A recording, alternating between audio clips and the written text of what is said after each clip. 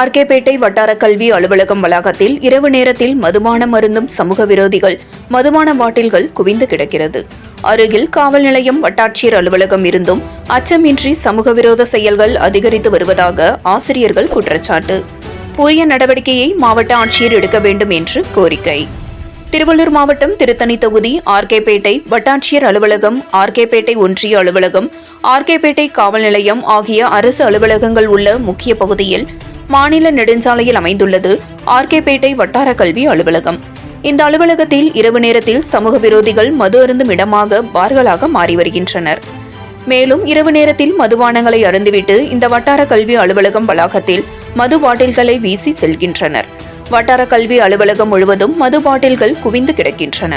உடனடியாக இதுபோல் சமூக விரோத செயல்கள் இந்த பகுதியில் மது அருந்தும் இடமாக இல்லாமல் மாற்றுவதற்கு காவல்துறை உரிய நடவடிக்கை எடுக்க வேண்டும். இதற்கு திருவள்ளூர் மாவட்ட ஆட்சியர் விரைந்து நடவடிக்கை எடுக்க வேண்டும் என்று ஆசிரியர்கள் கோரிக்கை வைத்துள்ளனர்.